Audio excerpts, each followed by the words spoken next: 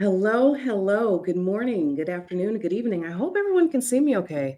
Apologies for running late. It has already it has already been one of those days, but let me just first start with saying hello, hello to everyone. Are you there? Is anybody out there? My name is Leigh Felton, and this is So You're Thinking About Being a Chief of Staff. This is where we talk about all things chief of staff related to the chief of staff role, the partnership of the chief of staff, skills of the chief of staff, even as you are thinking about hiring or recruiting for chief of staff, the types of things that you should look for, and basically the way that we truly consider the chief of staff position is at the executive level. So really trying to help not just people who are aspiring to be chiefs of staff, but really trying to get the word out and get clarity about what the impact and the value that a chief of staff can have. So that's it is why we're here. If you have not had a chance to catch up on some of the other sessions, we've talked about a lot of great things over the last, I think, year. I think I've been doing this for almost a year now. So there's some really good sessions out there. So I would, make sure to go back and catch those. We record them every time. So hello, Vima. Nice to see you. Where is everybody? Where are you? I mean, I love the hellos. You know that. I love the hellos. I love starting with the hellos, but I also like to know, where are you? It just makes me feel like we're connected across, across all of these spaces. I'm the type of person that, yes, I could sit here, I could talk to this camera, I could, but I just love knowing that there's somebody on the other side, that we are actually engaging in conversation and discussion, and that there's something that resonates with you or that you want to talk about. And so would love to, to love to see where everybody is. Okay, we have Canada in the house, Rochelle, and oh, where am I? Okay, I am right now, I'm in Woodinville, Washington. And so we always say people that are in the Seattle area, even though Seattle is really not here. We always say Seattle. So right now I am in the Seattle area, and this is where I spend, this is my home. And then I have family also in Meridian, Mississippi. And so you will sometimes see me in my office in that area. So thank you. Yes, this is my background. I'm on some acreage of cedar trees. And so it's like one of those things where it's just like a peaceful, calming space. It's like, your happy place. Anyway, I'm not gonna get into all that. We're here to talk about the chief of staff, but I do love everybody saying hi to me. This is just amazing. I love to see you. So today I was thinking about, what do we want to talk about? What do we want to cover? I've gotten so many questions coming in on all different topics. We've covered a lot of the questions that I've gotten in. So about 40%, about 40% of the questions is on clarity of the chief of staff role. So we have lots of sessions where we go over what it means to be an executive chief of staff. We have lots of sessions on that. And of course, I'm always happy to go into some specifics. People have asked, does chief of staff have direct reports? Does chief of staff, do they participate in, various, aspects of the strategy reviews or business reviews? And so, yes, yes, yes, yes, yes. Depends, depends, depends. As you know, there is no one set rule or definition of how you implement the chief of staff role, but there are very common elements when you think about an executive chief of staff. So I would highly encourage you to go back, look at those sessions. What I would like to start with, though, hi, Paulina, Seattle, lovely, lovely. Michael's in New York, nice to see you. So what I would like to start with is a question. So one of the things that often arises for a chief of staff is the consideration of organizational culture, the environment, of diversity, of thinking about all of the different, aspects of how, through the leadership team, through your CEO, through the executive office, through everything that you are building and doing, how does the chief of staff show up in, helping to grow and improve and nurture that culture? And so I typically start with a poll. I had a different poll going on this week, and so my poll question was, what it's there's no right or wrong answer. It's an interesting one, and this is a dilemma that's going on, and it's something as a chief of staff. Believe it or not, this is not just HR. And so it's about ERGs. And so if you're familiar with employee resource groups, and so typically at mid-sized, larger companies, you will have employee resource groups where people that have similar identities can come together and they can have community and they can, share different things. And so different employee resource groups are structured in many, many different ways. And so the poll that I had this week on LinkedIn is, how should organizations structure employee resource groups? Meaning that, employee resource groups are basically intended to help those who have typically felt excluded for a number of reasons. It's to help them feel included. But can an employee resource group feel inclusive if it's not open to everyone, even those who do not share the identity of the individuals in those groups? So, my question today that you have to answer is, for organization employees resource groups, you're going to have, I think I gave 4 options. So the first option is, employee resource groups, A, should only be open to those employees who identify in those groups. So that's A.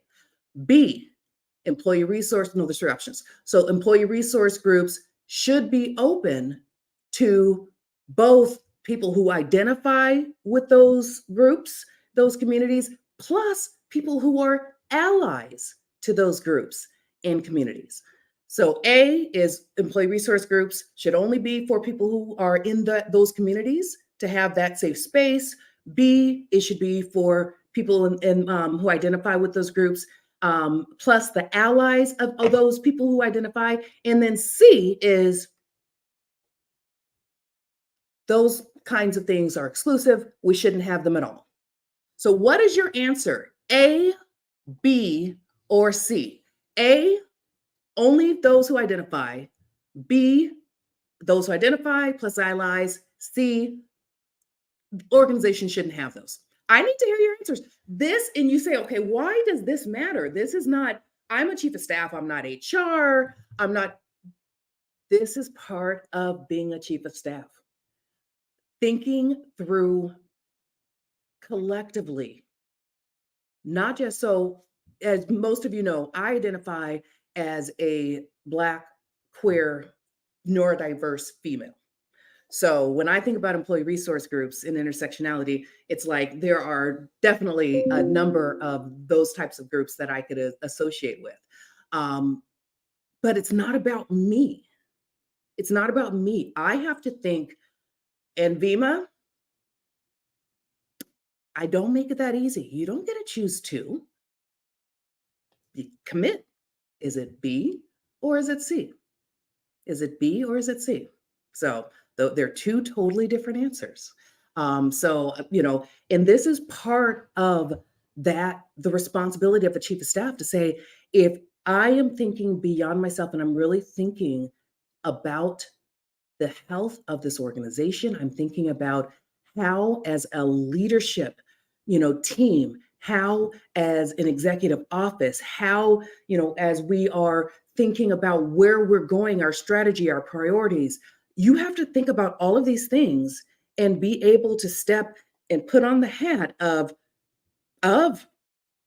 HR, of finance, of marketing, of product, of legal, you name it. You have to be able to step into that. And so even with a question like this, where, oh my gosh, that is a difficult one. There is no right or wrong answer. I have my own thoughts, but you're going to be put in very challenging and difficult spaces where you're going to have to help orchestrate, help lead, and help define things that may be outside of your own comfort zone. So let's see what we have here.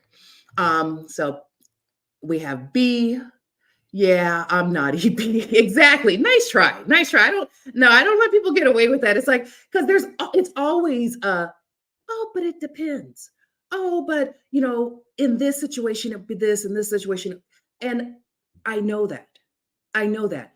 You definitely have to think about all of the elements. You have to think about all of the different criteria. You have to think about the impacts, not just of the people who are in those groups, the allies of those people, and people who may not be in those groups. And so we seem like everybody here has said B. And so B was that employee. Oh, frick. I did forget one. I did forget one. Totally, I totally forgot one. So A was employees who with that identity only. B was employee plus allies. C was, you shouldn't have them. And D, my bad. Like I said, that's why I was running late this morning. I have been like chasing cats all morning. D was, it should be open to everyone. It doesn't matter if you're an ally, it doesn't matter if you identify, but those groups should be open to everyone as part of the program. So I did forget that one. So unfortunately, we can't have a deep conversation about it since I forgot it. But the whole point, and I actually believe, of course, things matter, but I believe that employee resource groups at an organization, I do believe that they should be open to everybody. And I apologize for forgetting that one. But anyway, this was just one of those things where it's difficult sometimes when you're not an expert. You can say, I'm not, I didn't study HR, I didn't study. It's difficult sometimes to expand your horizons, expand your thinking beyond yourself. And you can't just say, well, my perspective and how, as a, person with a non-visible disability, if I am in a disability group or a neurodiverse group, then, I want to be in a safe space with other people who can relate to me. And that might be the way that I think, but it may not be the way that person thinks or the way that person thinks. So you really have to move beyond your own personal wishes, desires, preferences to think about the executive, to think about the organization, to think about the impact to all people who are connected. So I would, this is just one area. I would highly challenge you to just start, if you are coming from a finance background, HR background, whatever your platform is. So my platform is business communications and strategy. So that is my platform. So I think of everything from the lens of, okay, how are we connecting the dots? How are we telling a story? Who are the audiences that we need to reach? And how are we making sure that we're pulling those audiences in? That is my platform. What is your platform? So typically people with a finance background, they know numbers, they know data, they know, the analytics of things, and they can see, and so they have that brilliant platform of being able to maneuver and pull things through. There's people that come from HR that have that platform of people first. And so think about what your starting platform is. Now, that is a tool that for whatever executive that you're connected with, most of the times your starting platform is going to be the biggest gap or deficit for that executive office, that executive partner. And so never shy away from really promoting and shoring up on those things that you're naturally good at, that you've been doing for a good portion of your career, and that just you're an expert at. Because as I say, an executive level chief of staff is exactly that. It is an executive. And it's truly important, in my opinion, that an executive level chief of staff, that they understand organizational strategy, operations, finance, people, culture, that they understand across the board how a business run. That in most cases, and people have asked me this, it's like, well, Leigh, why haven't you gone, you've run businesses. Why haven't you become a CEO? It's not my calling to be a CEO. It's not. I love the chief of staff role. And yes, I have had to step in for the CEO many, many occasions. I've had to step in for the CMO many, many occasions. I've had to step in for the CHRO in many, many occasions. And that is an executive level chief of staff, that you're able to step in, you're able to cover, that you have your foundation, and your foundation, and you are an expert leader and executive in that space, but that you also understand in detail, truly, most aspects of how the business runs, operates, and what it needs to, in some cases, what it needs to just stabilize. And then in some cases, what it needs to evolve. And then in other cases, what does it need to spread its wings and flourish? And so I want to get to questions. This was an interesting session, primarily because, like I said, I've been having a crazy morning, but I just wanted to take this particular session to help push you to think outside of the box, um, we have these job descriptions with these checklists, and you think, okay, project management, organizational structure, leadership team facility. You think about the knowns, and so they're so very generic and just transferable skills. But it has to be more than that. It has to be more than that. And I get people that ask me, it's like, well, I'm coming from, I was an EA, I was an executive assistant. Can an executive assistant be a chief of staff? I always find it interesting when I get that question, because it's like somebody has said something somewhere that, oh, you're an executive assistant, you can't be a chief of staff. Who's to tell you what you can or cannot be? That is up to you. The only thing that I say is that the executive assistant and chief of staff role are completely different functions. But just like, the HR business partner, the finance controller, all of those things are completely different functions. But your base of who you are, that can be a platform for you to go in many, many, many directions. And so I do want to get to questions. I know Vima had a question earlier. And so let me answer that. She says, how to make the transition from internal change comms, okay, to chief of staff in the UK. I've applied for a few roles highlighting the transferable skills, but nothing yet. And okay, first of all, it is the job market. And it doesn't matter if you're in the UK, it doesn't matter if you're in Canada, it doesn't matter if you're in the US. The job market right now is just plain crazy tough. And so, first and foremost, it may or may not be um, your platform for internal comms and strategy. It may not be your platform. It actually may be your resume. It may be your LinkedIn profile. It may be how you are presenting yourself. And if you are specifically looking for a chief of staff role, and I've gone over this before, it's important that even if you haven't had that title before, that you are connecting You're not having them guess. It's like, well, but I have all of this and internal and change management and comm strategy. I have all of this and they can see it clearly in my resume. Do you know how many resumes these organizations, recruiters, executives, do you know how many resumes that they're getting? In droves, in droves. And so make it easy on them. Don't have them have to put together the dots and pieces to say how your internal comms and change management strategy, how that connects to why you are going to be the best chief of staff for them. Don't have them connect those dots.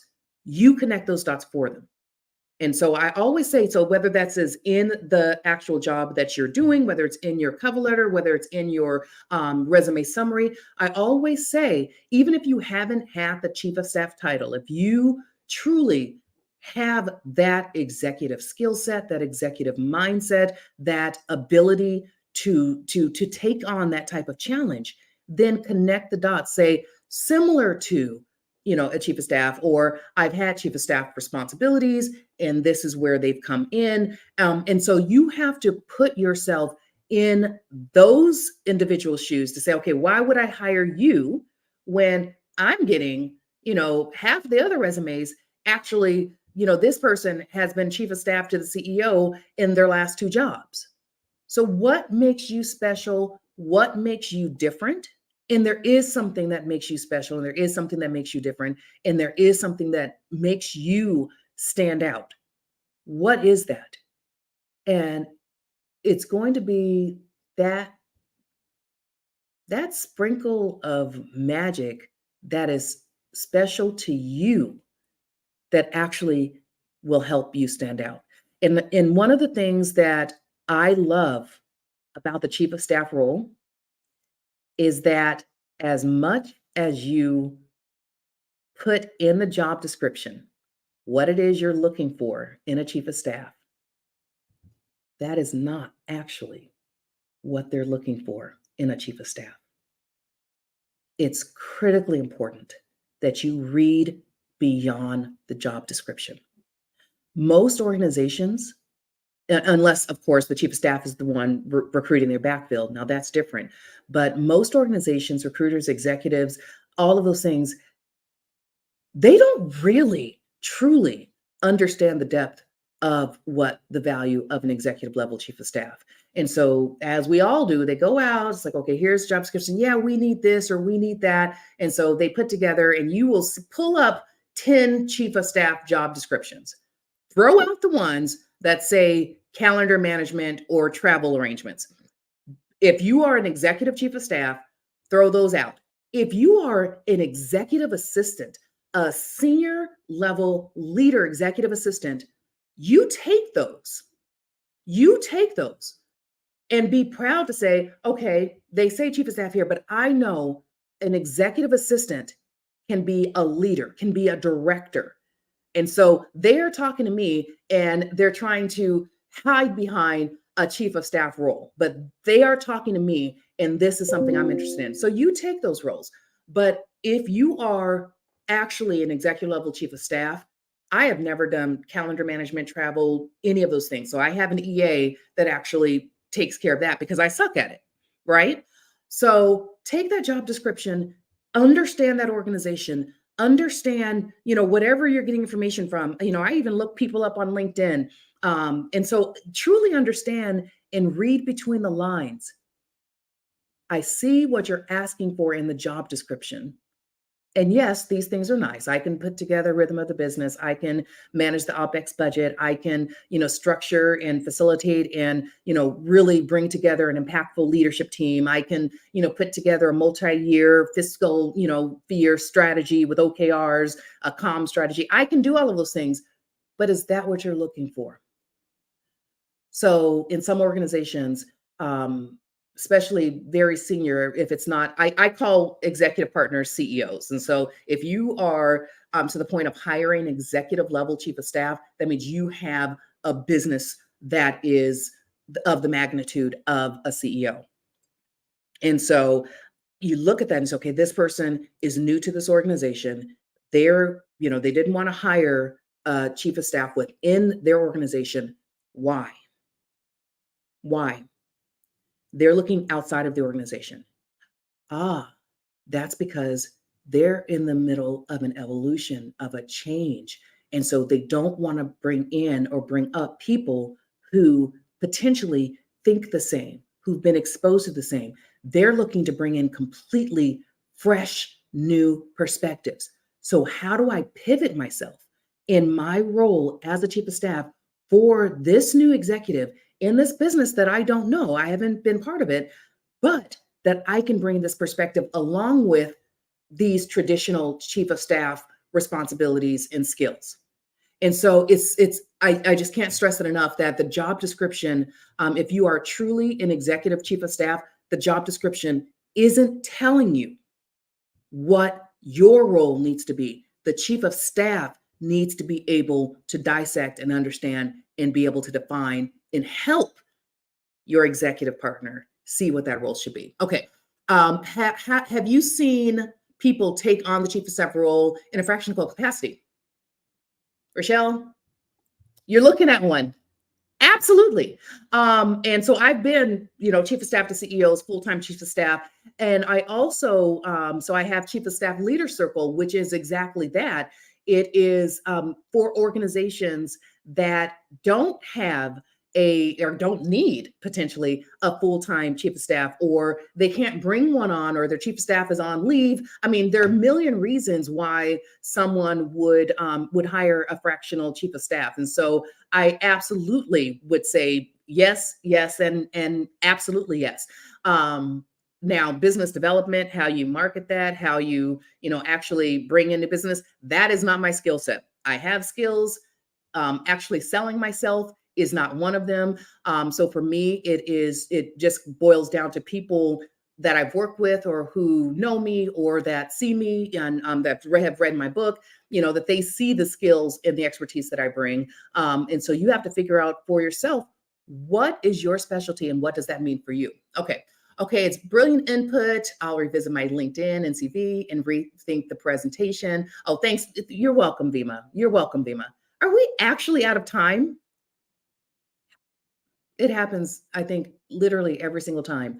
Um, I hope this was I hope this was helpful for you. I know I was a little all over the place today, but the time still went by incredibly fast. We are out of time, and I sincerely appreciate each of you taking the time to spend these last few minutes with me before you hopefully head into a beautiful, fun weekend. So, thank you so much for joining. So, you're thinking about being a chief of staff. Have these sessions every other week. And I promise in 2 weeks, I'm not going to be running late, and we'll be able to have a very concrete and crisp discussion. So thank you so much. I hope you have a beautiful rest of your week and a beautiful weekend. Please reach out to me if you have thoughts on topics that you would like to see covered here or conversations that you want. Please reach out to me on LinkedIn. And just know if you have a question, there's a good chance that there's many, many other people that have that same question. So post your questions in the IM window, and we can see those questions. And if I get to it this weekend, then I will be able to answer those. If not, I will get to them next week. Also, make sure to subscribe to my newsletter. I typically do a follow-up newsletter on Monday of Tuesday of the following week that just provides more depth on what it is that we discussed today. So until next time, I hope you are just living and enjoying life. Take care. Bye.